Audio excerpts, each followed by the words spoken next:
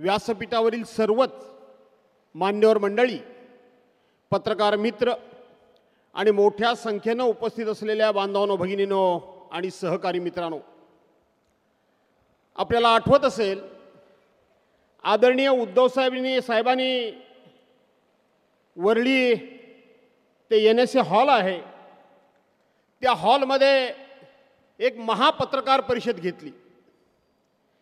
त्या महापत्रकार परिषदेमध्ये जो महत्त्वाचा विषय होता ते विधानसभेचे अध्यक्ष ज्यांना सुप्रीम कोर्टाने लवाद म्हणून नेमलं होतं, परंतु ते लवाद नाही तर लबाड निघाले।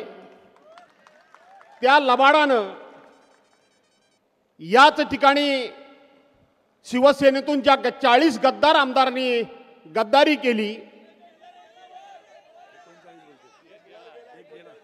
कुठे गेला बिचाऱ्याच्या आत्म्याला शांती लाभो। आणि म्हणून ही गद्दारी आहे। सुप्रीम कोर्टाने आपल्या निकालामध्ये स्पष्टपणे म्हटलं होतं की माननीय उद्धव साहेबांच्यावर राज्यपालांनी अन्याय केला। मी विस्ताराने सांगणार नाही कारण आपल्याला भाषण उद्धव साहेबांचं ऐकायचं आहे। राज्यपालांनी अन्याय केला, भारतीय जनता पार्टीने अन्याय केला, निवडणूक आयोगाने सुद्धा अन्याय केला, त्याचबरोबर सगळ्या सरकारी यंत्रणेने अन्याय केला आणि नेमलेल्या लबाडाने सुद्धा अन्याय केला। उद्धव साहेबांची शिवसेनाच नाही, बदललेली घटना 2013 सालची बदललेली घटना ही आम्हाला मिळालीच नाही, अशा प्रकारचा खोटा कांगावा विधानसभेचे लबाड अध्यक्ष राहुल नार्वेकर यांनी केला। आणि त्यावेळेला देशामध्ये आणि महाराष्ट्रामध्ये खुलेआमपणे जनतेच्या समोर जाऊन उद्धव साहेबांनी पत्रकार परिषद घेतली आणि त्यांनी केलेला आरोप, निर्णय देताना घेतलेला खोट्याचा आधार, ते सगळं कसं खोटं आहे हे पुराव्यानिशी, कागदोपत्रीनिशी त्यांनी संपूर्ण जनतेच्या समोर ठेवलं। आणि ती पत्रकार परिषद उभ्या देशानं आणि तुम्ही आम्ही सुद्धा घरी बसून आपण सर्वांनी बघितली की नाही बघितली। आणि मग त्यावेळेला उद्धव साहेबांनी सांगितलं होतं की माझ्यावर अन्याय कोर्ट करतोय, निवडणूक आयोग करतोय, भारतीय जनता पार्टीची सरकार करतायत, राज्यपाल करतायत, तिथं असलेले गद्दार करतायत, अशा सगळ्यांच्या जरी माझ्यावर अन्याय केला तरी सुद्धा उद्धव साहेबांनी त्यावेळेला सांगितलं होतं की तुम्ही माझ्यावर कितीही अन्याय करा, पण ह्या तुमच्या सगळ्यांच्या वरती जनतेचं न्यायालय हे सगळ्यात लोकशाहीमध्ये मोठं न्यायालय आहे आणि मी जनतेच्या दरबारामध्ये जाईन।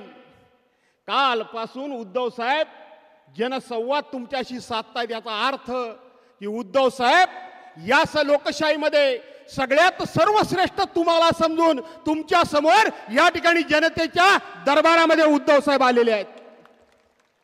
आणि म्हणून जनतेच्या दरबारामध्ये उद्धव साहेब आलेत। बांधवांनो, भगिनींनो, मगाशी पोलादपूरला सभा झाली, त्या सभेमध्ये याच रायगडमध्ये छत्रपती शिवरायांची गादी आपल्याला माहित आहे। ज्यांनी म्हणून गद्दारी केली त्यांना टकमक टोकावरून छत्रपती शिवाजी महाराजांनी कडेलोट केलेला आहे का नाही केलेला आहे। आज आपल्यामध्ये या राज्याचे माजी मुख्यमंत्री कैलासवासी अंतुले साहेब नाहीत।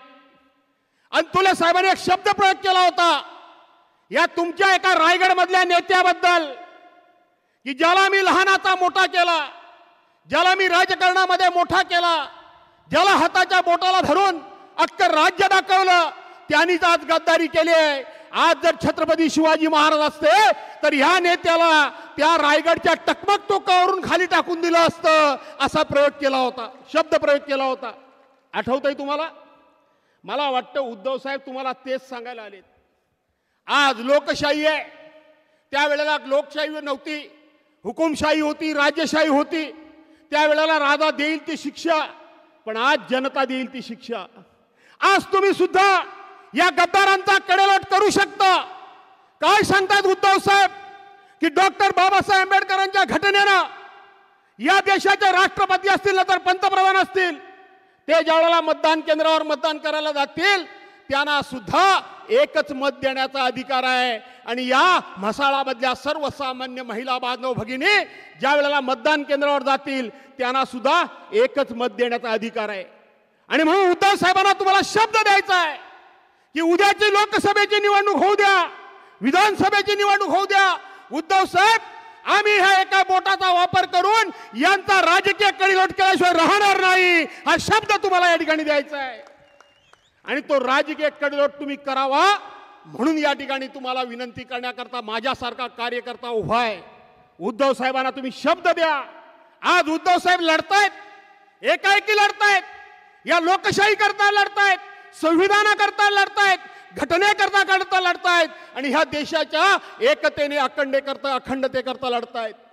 भाऊसाहेब बांधवांना मला सांगायचं आहे की मागच्या वेळेला काही कोल्हापूरचे मुस्लिम बांधव उद्धव साहेबांच्याकडे पक्षप्रवेशाकरता आले. उद्धव साहेब कोण आला की लगेच शिवबंधन बांध, लगेच पटका घाल करत नाहीत. तर तो का आलाय, तो मनानं आला पाहिजे, तो विचारनं जोडला गेला पाहिजे, याच्याकरता म्हणून ते चर्चा करत होते. आणि त्यावेळेला तुम्ही माझ्याबरोबर का येताय हा प्रश्न उद्धव साहेबांनी विचारला. माझ्या मुस्लिम बांधवांनी ऐकून ठेवा. त्या मुस्लिम बांधवांनी कोल्हापूरच्या उद्धव साहेबांना सांगितलं, साहेब गेली 40-50 वर्ष आम्ही राजकारण पाहतो, अनुभवतो, खेळतो, परंतु 2019 साली तुमची सत्ता महाराष्ट्रामध्ये आली आणि महाराष्ट्रामध्ये आल्यानंतर आमच्या समाजाची पूर्णपणे खात्री झालेली आहे की आज देशामध्ये विश्वास ठेवण्यासारखं एकमेव नेतृत्व कुठलं असेल तर ते उद्धव बाळासाहेब ठाकरे आहे. एकमेव नेतृत्व आहे. आणि म्हणून माझा आमचा सगळा समाज तुम्ही न बोलवता तुमच्याबद्दल आदरानं, प्रेमानं, आपलेपणानं आणि विश्वासानं येतोय. हा विश्वास उद्धव साहेब कधी तोडणार नाहीत, हा विश्वास शिवसेना कधी तोडणार नाहीत. त्यांच्या भाषणामध्ये ते सांगतील. आणि म्हणून तुम्हा सर्वांचं स्वागत करण्याकरता, तुम्हा सर्वांना धन्यवाद देण्याकरता एवढ्या मोठ्या संख्येनं मला आश्चर्य वाटतं. उद्धव साहेब मला काही कळत नाहीये, कारण शेवटी एका अर्ध्या लोकसभा मतदारसंघामध्ये 2 दिवसामध्ये 6 सभा, 2 दिवसामध्ये 6 सभा. अरे गद्दारांची हिम्मत नाही की पुऱ्या मतदारसंघाची एक सभा घेणं, पुऱ्या लोकसभेची मतदारसंघाची. आणि हजारोच्या संख्येनं तुम्ही 2 दिवसामध्ये अर्ध्या मतदारसंघामध्ये 6 सभा घेतायत आणि त्या हजारांच्या होत आहेत. यातूनच एक स्पष्ट होतं की जनतेचा विश्वास हा उद्धव बाळासाहेब ठाकरेंच्यावर आहे, याबद्दल दुमत कारण नाही. आणि म्हणून घाबरू नका, चिंता करू नका.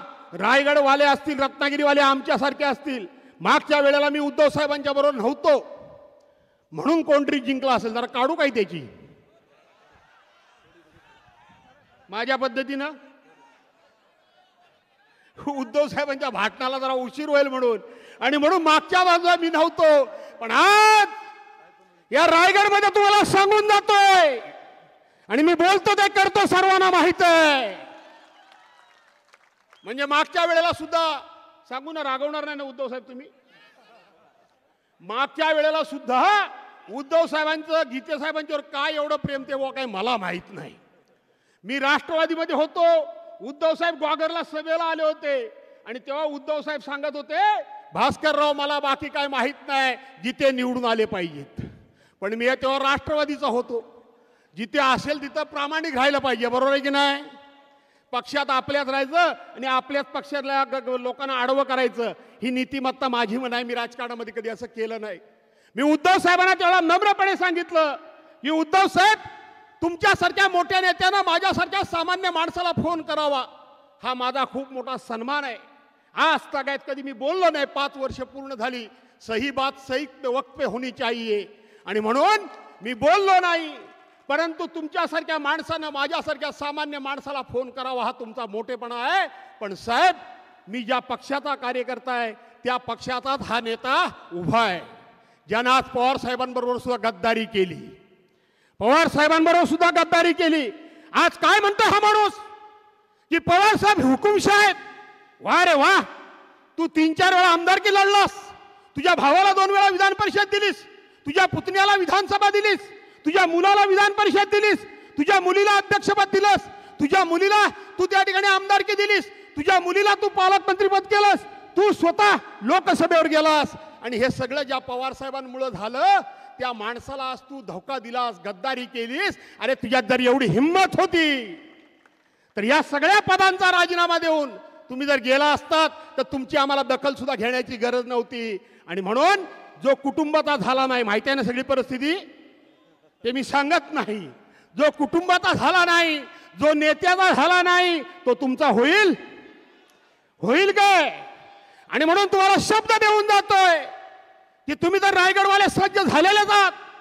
माझी कदाचित तुम्हाला गरज लागेल की नाही लागेल मला माहित नाही, पण उद्धव साहेबांना शब्द देतो की मागच्या वेळेला गुहागरमधून आणि खेडमधून सुद्धा आम्ही आमचं प्रामाणिकपणे काम केलं आणि या माणसाला निवडून आणला.